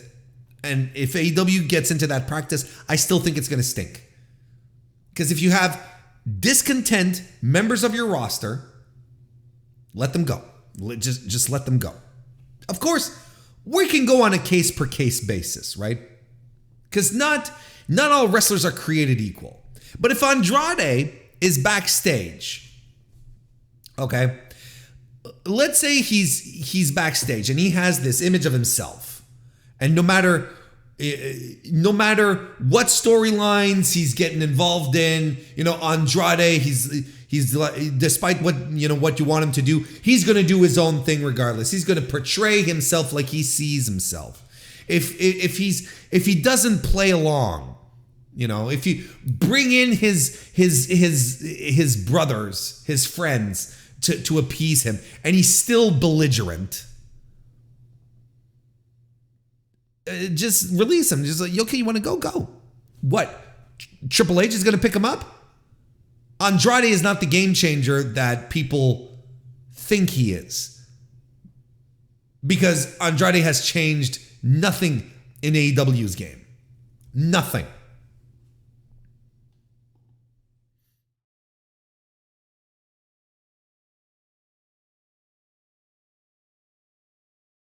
So release him is my point. Because this is the one, but it might have all been speculation at this point. We don't know, we don't know what Tony Khan's going to do at this point, But release your disgruntled employees. Why would you hang on to them? Because, again, depends on a case-by-case point, but Andrade's not going to be a game changer. WWE fans are going to be really excited when he pops up on WWE TV, and they're going to go, woo, and they're going to add his face to the Infinity Gauntlet and whatnot.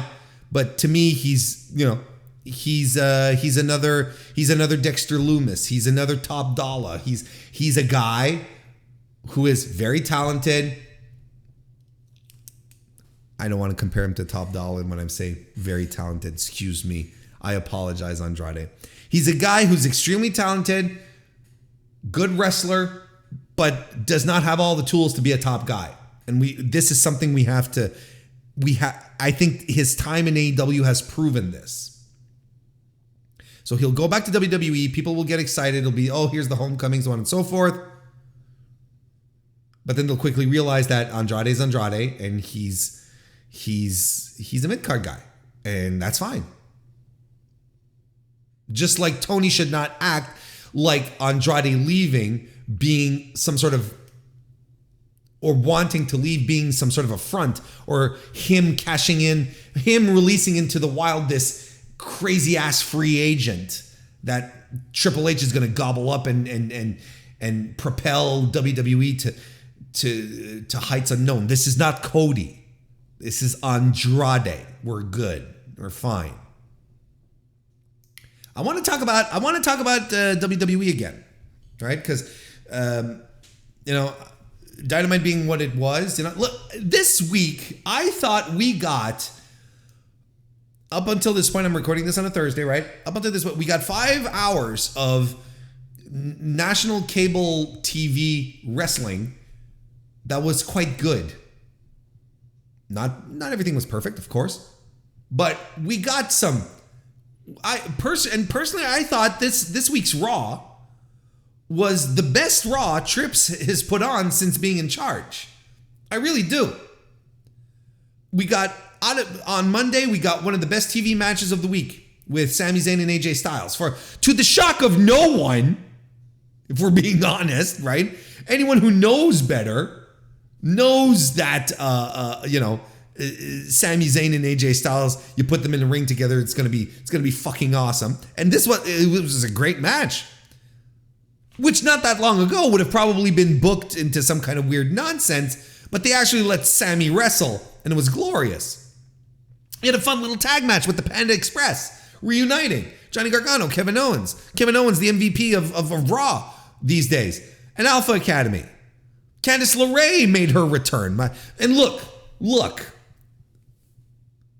we stand Candice LeRae in this house, in the Mr. Warren Hayes Show headquarters.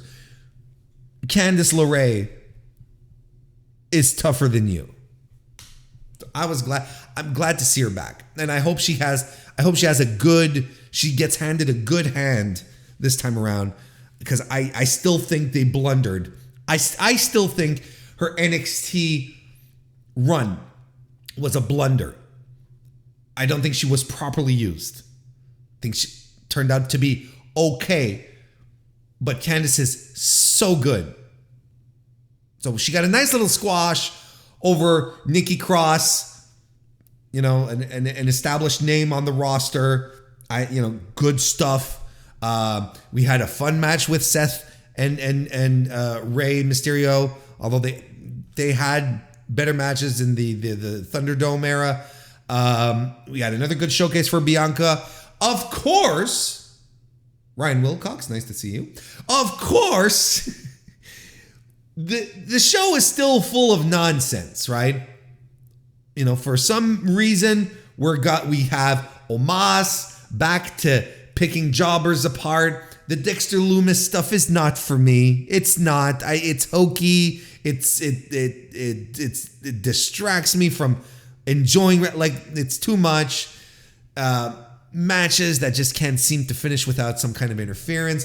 The overall production of WWE, like, I know people keep telling me, but it's a new era, Warren. Triple H is doing so many new things. It looks and feels and tastes and smells like the same program. See, Warren, how does Raw taste like? Look, go press your tongue up against your LCD screen while it's playing, and that's how it tastes like. Okay, all right. No, but of course this is a bit of a bit, but the show is the same. The show is still the same. It's still programmed the same. It still looks the same. It doesn't feel any different. It's 2 weeks ago, people online were losing their shit because the NXT logo got rid of the color run splashes, the psychedelia, to go back to black and gold. But everything else is still color run NXT.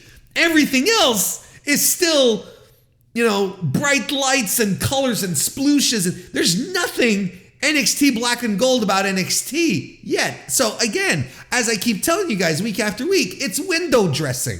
It's a coat of paint on the walls, whereas the walls, the drywall is cracking and needs to be replaced, but you're putting paint over it to try and hide the cracks. It's still the same show, but things have changed in it. But overall, it's still a 3-hour show that I'm like, why am I spending 3 hours watching this? I still can't sit down, watch 3 hours of Raw and say, hot damn. Anyway. And the fact that the matches on TV still finish with, there's always like someone interfering, some kind of weird screwy finish. That should be proof enough for anyone to realize that there hasn't been meaningful change in the booking as of yet. There still hasn't been meaningful changes. If we're still doing matches like this week after week, what are we doing? Don't get me wrong. Like I said, Raw's still not a good show, but the wrestling on it has improved. And I watch wrestling shows for wrestling, so I, tip of the hat to you, I guess. I feel weird complimenting a wrestling show for putting wrestling on the show. You know what I mean? Like that's the bare fucking minimum. You know what I mean? Like that's what you should be doing. You should be putting wrestling on your show, and here I am going, hey, good job, WWE. You put some wrestling on your show now. Anyway. Don't get me started on SmackDown, though, okay? Sheamus and Imperium are probably the best reasons to watch the show these days. I think the reunion of the Imperium trio is badass as hell. And I don't have an issue with WWE running Sheamus Walter 2. I don't. I'm very much a proponent of, if you have the match, run it. Do it.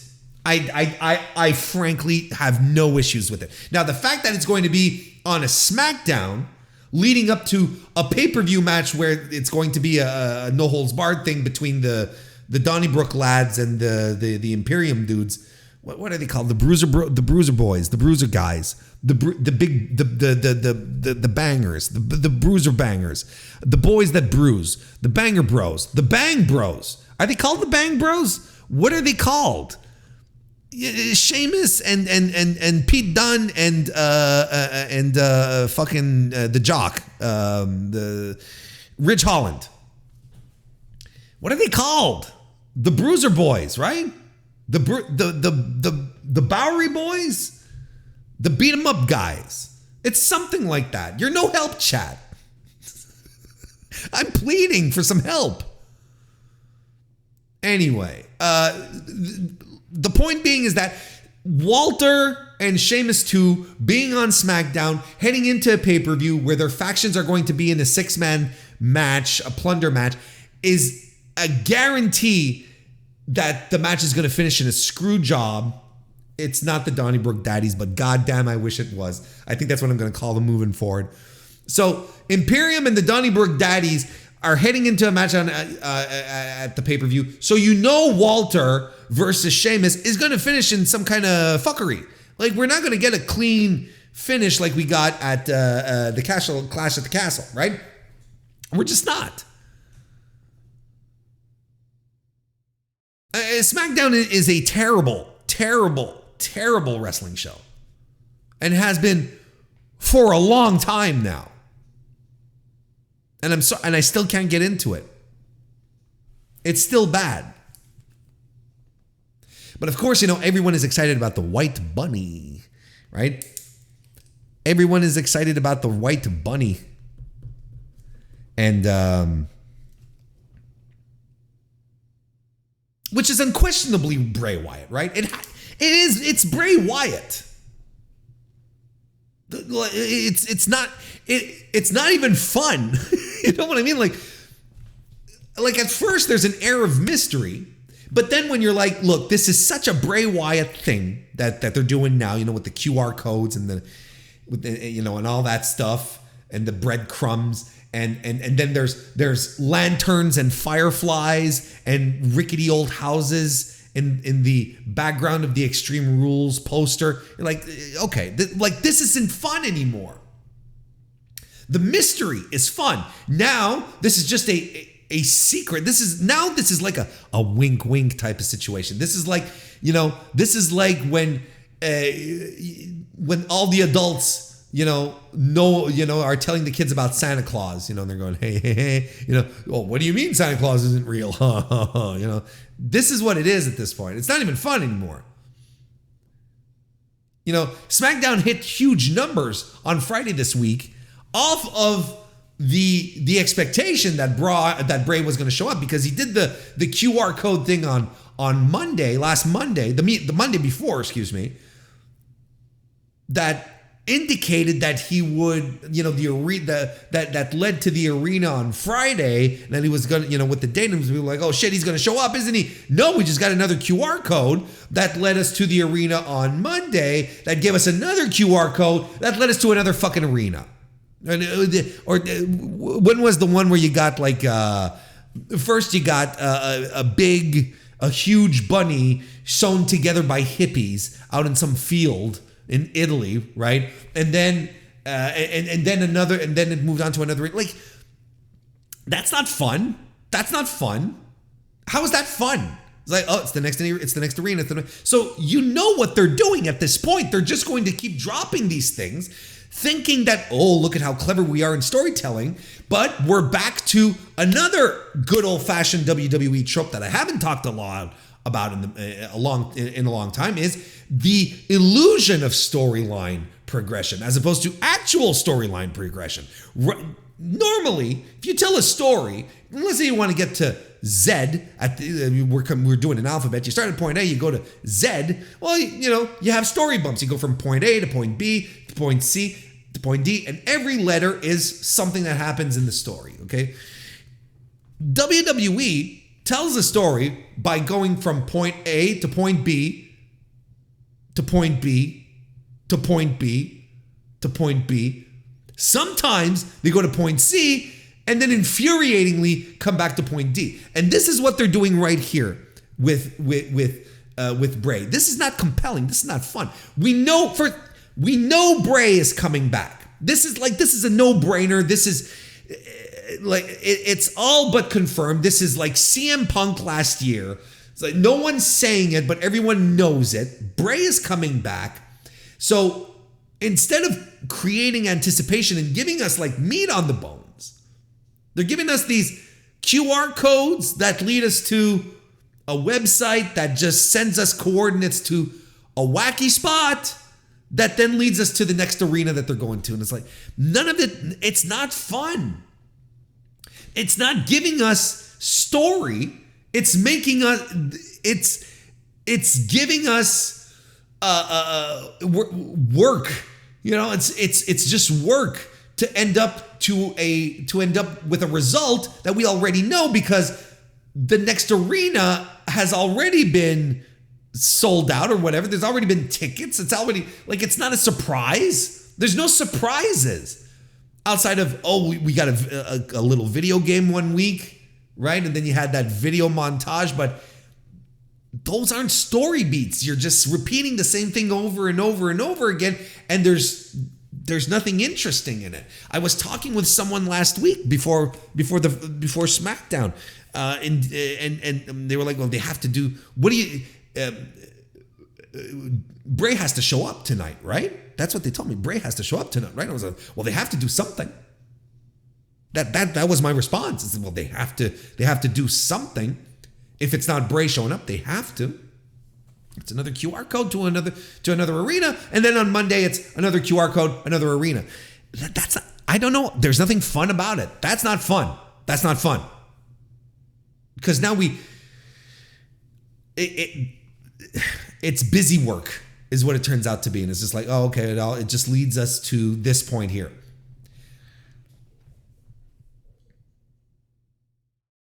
I mean, I get it though. You know, I get it because, you know, look, I like Bray Wyatt. I always have. I've always enjoyed Bray Wyatt. I think a lot of, you know, The Fiend is a complex story for me because there's part of me that really likes it, part of me that really hates it. The part where Vince got involved is probably the part where I really started hating it. But I like Bray Wyatt, but lore gatherers are insufferable. But I also understand I also understand why WWE would want someone like Wyatt who can do that kind of stuff, because there is that type of fan out there in media now that exists who scans for hints and Easter eggs, you know, in Marvel movies where people are like, oh, that shade of purple is representative of fucking Mephisto in the fucking Absurd Comics number 63, published in 72 in the Silver Age. You know, it's like, this is where you go, oh, Jesus Christ, right? That's where I jump off. But there's a lot of people who really dig that stuff. And what does it do? It creates engagement, gets people online, gets people talking. That's why Marvel does the Easter eggs. That's what they all do, the Easter eggs. Rick and Morty, you know. Look, and there's even people who try to connect the Pixar movies into one universe that are looking for shit. They're like, oh, well, this means that Toy Story is connected to this, and it is connected to Brave because of this thing. And then in Up, there's a lock of hair that looks like the chicken Brave's hair, so that means that Wall-E is in the future of. It's like, there's people who really like that stuff, who are really into it, and so I get it. I get the value of having someone like Bray Wyatt who has that kind of mindset, but I really wish they'd make it fun. And I really wish they'd make it compelling, because right now it's not. Now WWE has to deliver. This, again, you know, it's like I just a couple of minutes ago, I'm like, look, if you have it, run it, right? If you have Sheamus versus Walter 2, you want to run it, do it. Do it before someone gets injured. Do it before, you know, something falls out of the sky and keeps us from having that match again. Let's go, fucking do it. And now they have to deliver. Because week after week, it's QR codes. It's getting a little tiresome, because all it ends up, you know, just having people jump through the same hoops week after week. There's no meaningful discoveries. There's a giant rabbit, like I said, with, you know, that was sewn by some hippies, and then stadium coordinates. I think it's boring. You know, everything points to him showing up at Extreme Rules, and that'll be fine. It'd be okay if we skipped the QR code, or if the QR code was fun. They should really make a game out of it. But right now it's not fun. It's like a half-assed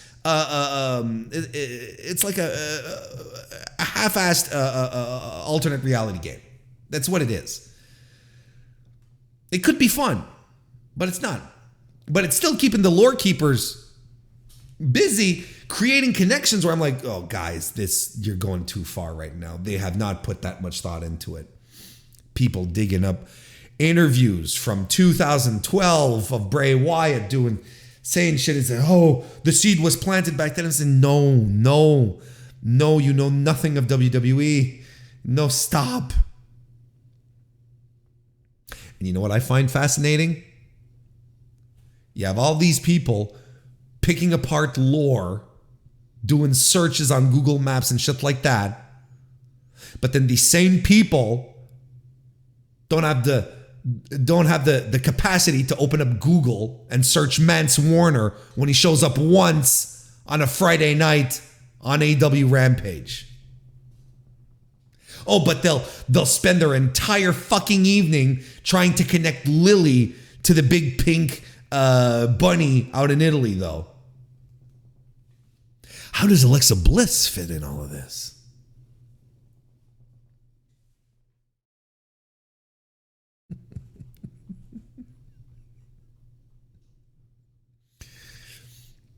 Look, honestly, the important thing is that you have fun, right? That's all. I'm excited to see Bray Wyatt again. I like Bray Wyatt. I really do. The lore around him annoys me, but I like Bray Wyatt.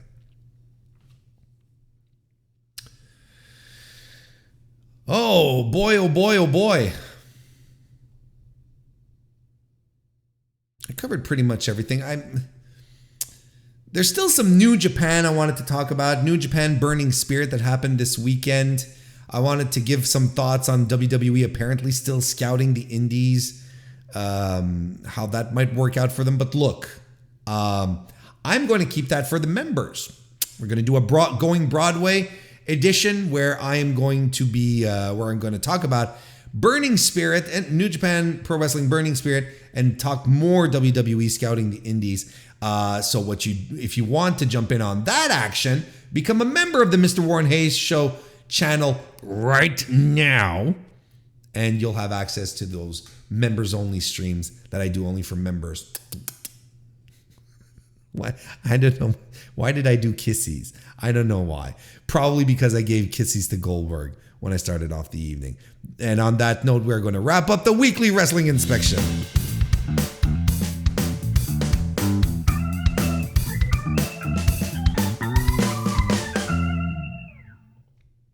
On a serious note, become a member of the Mr. Warren Hayes Show channel. Come and join us on the Going Broadway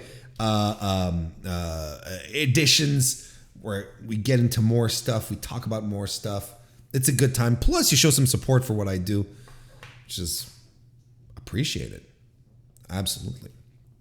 But as it stands right now, we are going to wrap this edition up for this week. Thank you everyone for joining me. Hey, if you've popped in and you haven't already, consider leaving a like on the video. Consider subscribing. That way you won't miss a single goddamn fucking thing that I do here on the Mr. Warren Hayes Show channel. Please do. And I'd appreciate it a great deal. Otherwise, listen, I hope you guys have a great rest of your week. A fantastic weekend on top of that. Stay safe, and I'll see you next time.